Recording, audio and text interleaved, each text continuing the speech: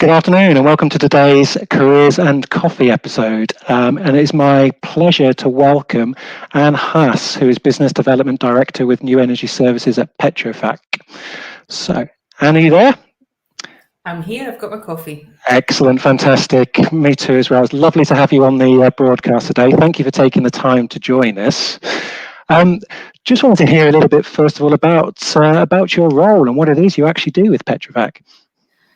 I've got quite a varied role. I'm really lucky. I cover effectively all the new energy services areas for our kind of key division, and that is offshore wind, hydrogen, carbon capture, industrial decarbonisation, and waste to value.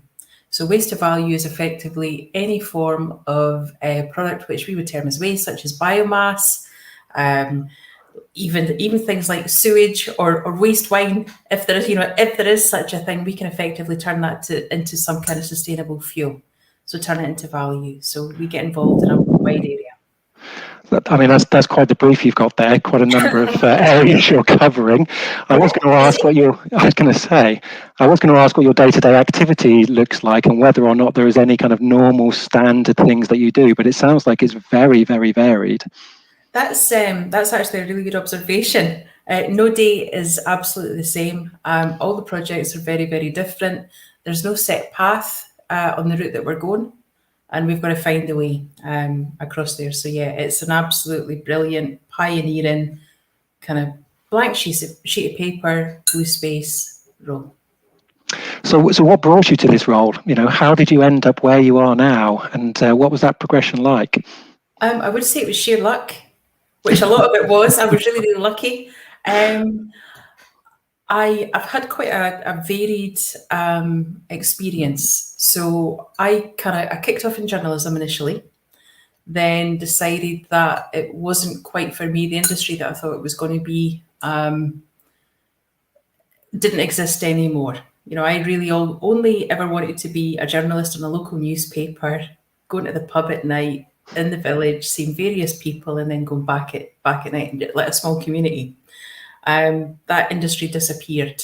So I decided to go to university, took financial economics, and then went into stockbroking, doing utilities analysis, doing a little bit of basically stocks and shares analysis to work out who the winners in the utilities sector was going to be. And then from there, moved on to the graduate programme at Barclays, where I did a lot of project management, change management, etc. Took over the oil and gas services portfolio up in Aberdeen, and then moved into industry itself. Mm-hmm. And then over the period of the last 8 years, I've been involved just pretty much solely within energy transition. And obviously, I think, hopefully, Petrofac noticed that I was doing quite a good job and came and decided to offer me a job in this amazing new division. And here I am. I mean, that's quite the journey. I can see there's a question that's just popped on the screen, and I'll come to that in a second. But I just wanted to ask, I mean, going from journalism into economics, that's quite a shift. So was there any kind of lightning bolt moments that you decided, well, this is why I want to move into economics, or what led you to that decision? I think what led me to the decision was I felt I was very one-sided in terms of how if you looked at my CV and you looked at my skills, you would try and pigeonhole me into something like writing, etc. Whereas if I took financial economics, which was offered to me at the time, I could be seen as slightly more numerate and well-rounded. So that's why I did it. And plus I enjoyed it. And the lectures and everything were really good, and the school was good. So that was the main reason. I thought I would have far more job opportunities by doing financial economics than potentially an English literature degree. Okay, thank you. So the question that's popped up on the screen is, how do you manage to keep on top of all of your different projects? An awesome team. Realistically, I mean, there's no way that I can do this job on my own. We're surrounded by some brilliant engineers and some great administrators and project engineers. So we keep on top of it by effectively strong project management and some talented guys around us. And of course, a little bit of vision and leadership, which I hope that I bring. I'm sure you do, otherwise you wouldn't be in the position you're in. What would you say is the element of your role that you most enjoy, though? So obviously that wide brief that you've got, is there a particular project within that brief that you enjoy engaging with the most, or is it the people interaction, or what gets you up out of bed in the morning? I think it is not knowing what the day is going to hold. As I said before, there's no set path on this route, and I think the entire world is finding its way in terms of the new energy and the green energy space. Offshore wind tends to be a bit more mature, so that is kind of like slightly more formed, whereas the spaces like carbon capture, hydrogen and waste to value, etc., there's lots of different technologies fighting their way there. So there's no easy route to effectively pick on that one. And for us, it's just about saying, right, okay, let's get some really smart people around the table, different levels. We've got a whole load of youngsters that are part of the team that have got really some strong ideas and experience that they bring to it, and they help us kind of pick our way through it. Thanks, Anne. So it's interesting to see there that you've already engaging with young people as well. But if we've got young people that are watching today, as well as having that passion for renewable energies, what would you say are the top skills that they need to be developing or have to be able to transition into the sector? I think flexibility, teamworking, taking responsibility for your career and yourself, and finding some really strong mentors and sponsors that can help you navigate. Recognizing that you don't know the answers, because no one does, no matter how experienced they are. Recognizing that you need to work with other people to, I suppose, fill any gaps or weaknesses that you've got, but also to recognize some of the key strengths that you have, and really, really focus on, I hate the phrase kind of like you do you and I'll do me kind of thing, but it's just like really do you, just like understand what you're absolutely brilliant at, and just go with it. Excellent. We've got another question from a viewer. So do you have any specific qualifications for your role? Well, I'm not an engineer. I'm not an engineer. So the qualifications, what are the qualifications that I have? My qualifications are basically a master's in financial economics, so I'm reasonably numerate. I can do kind of like, the presentation element. I can bring teams together. It's less a matter of qualifications and more a matter of recognised attributes. Fantastic. And you said basically a master's. I would say that master's is probably not basic, and it took you a fair bit of work to get through that. It did, yeah. So so for anyone that's watching who's maybe not familiar with renewable energy, how important would you say renewable energy is going to be over the next 5, 10, 15, 20 years? I think it's going to be absolutely the backbone of some of the infrastructure changes in the UK over the next, let's say, 30 years.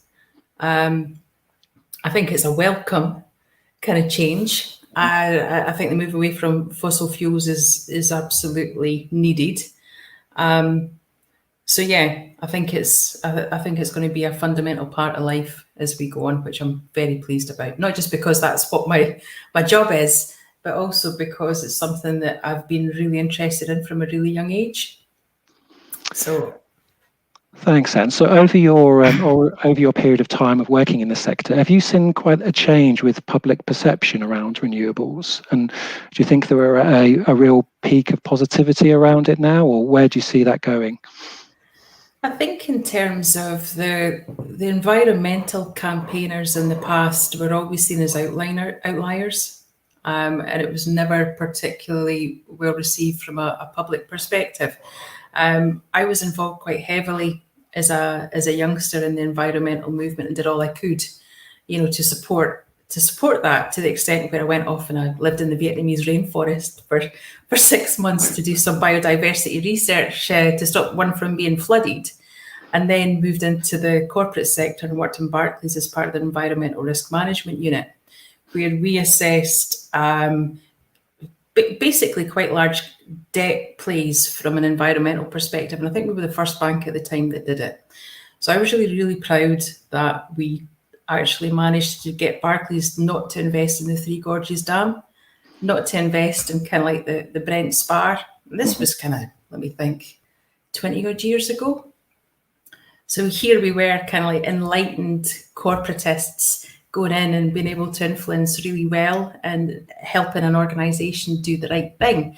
So for me, it's brilliant to see public perception and opinion now having changed from that outlier basis to you know, we're working internally in companies to try and change them, but the public is also working to push in that general direction.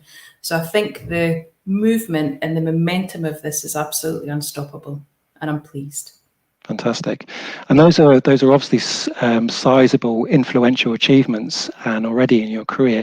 Is there one particular thing that stands out as a notable achievement that maybe you're most proud of during your time within the sector? Ooh. Or probably a list of many. So if there are many. That's a good question. Okay, so like the one doesn't relate particularly to the environment, the renewable sector, but one of the things that really drives me is keeping people in work. Because if you keep people in long-term work, then you create communities and you create opportunities for everyone. Last organisation I worked for, because I've only been with Petrofac for about 7 months now, I'd been working 3 or 4 years on a particular contract.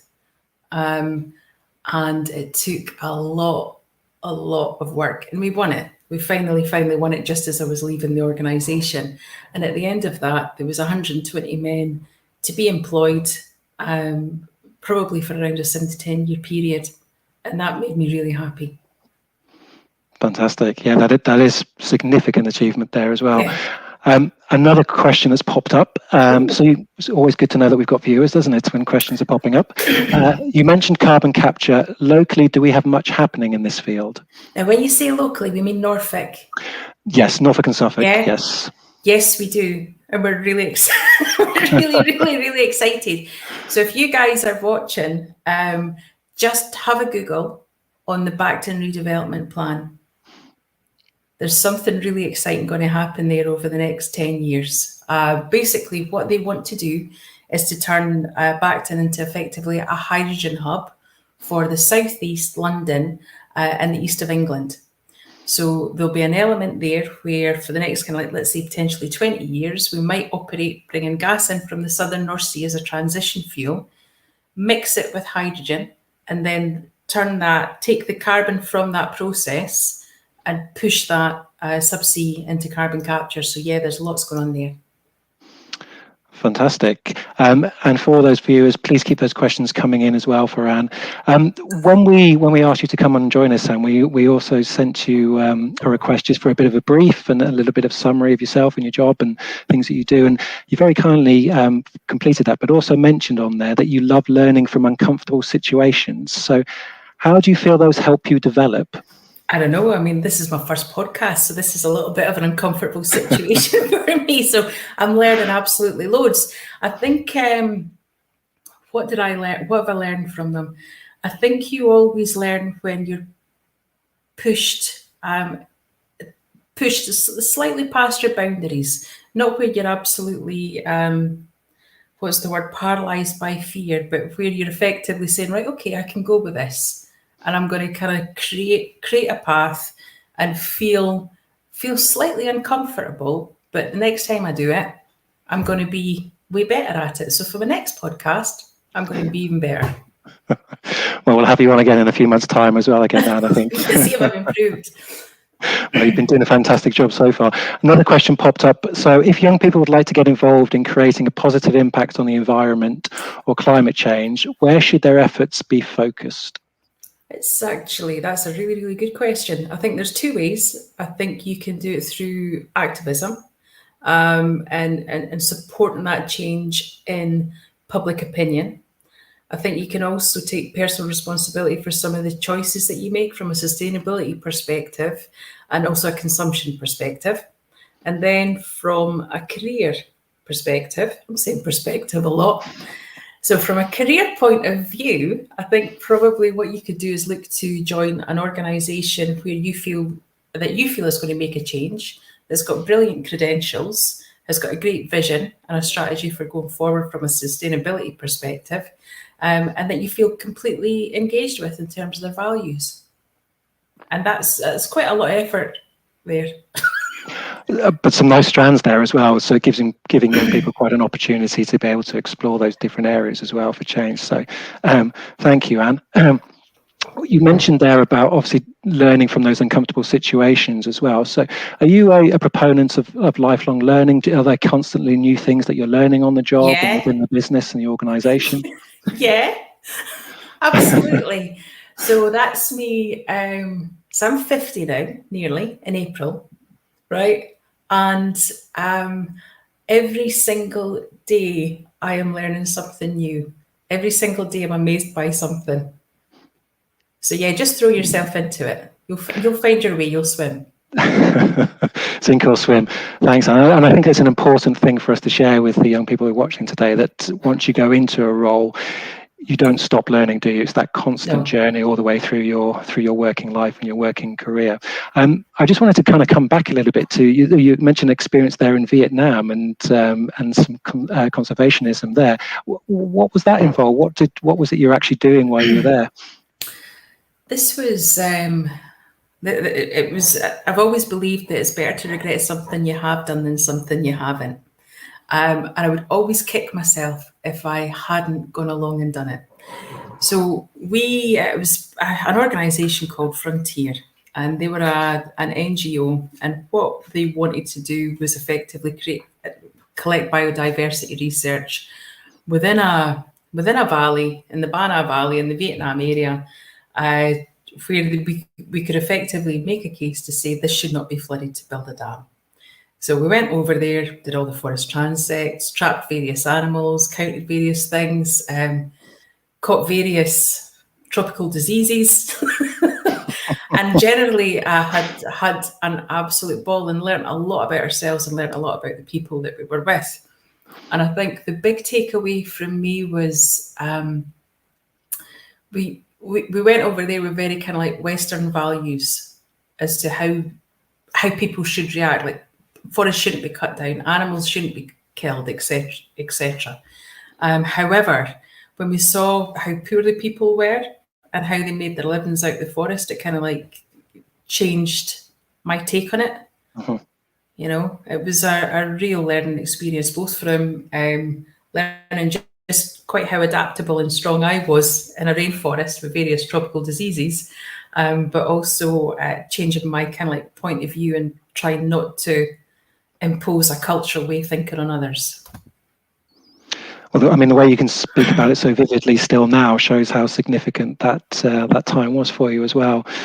We've got another question that's popped up, and then I've got one final question for you, Anne. This 20 minutes has just flown by. What is biodiversity, and why is this important? What is biodiversity? That's a really good question. I'm not a biologist. However, my perception of biodiversity is that the more diverse a potential kind of like biological population is, the better its chances of surviving through, breeding, etc., and how it responds to shocks. And that's my non-educated, non-technical, non-qualified take. And someone else can teach me about that. We've just given you another one of those uncomfortable moments, haven't we? That's okay. One final question from me. So your job sounds as if there are a lot of things that you need to be abreast of every day, challenges being thrown at you left, right and centre. How do you cope with that stress, and how do you ensure that you've got the required resilience to be able to switch off at the end of the day and deal with those stresses without becoming overwhelmed by them? I think it's accepting that you can't be a superhero, that you can't know everything, that you can't learn everything, and most of it, to keep abreast of it, is just having the right conversations with the people who really do know what they're talking about. And when I get off this, I shall be asking the questions of an expert on biodiversity just to see how I did. But yeah, it's talk to people. Great. Well, I think that's a great piece of advice there, Anne, and I would obviously advocate that as well. And using your connections, I think talking through some of those challenges that you have is something that I've found as well that's been able to support me. Thank you so much for joining us today. As I say, that 20 minutes has just absolutely flown by. I couldn't believe that it's been 20 minutes, but I've really enjoyed chatting to you today as well, Anne. Hope you've enjoyed the experience, and I hope it sets you up for more podcasts in the future as well. So, yeah. Thank you very much. Anytime. See you later, guys. Take care.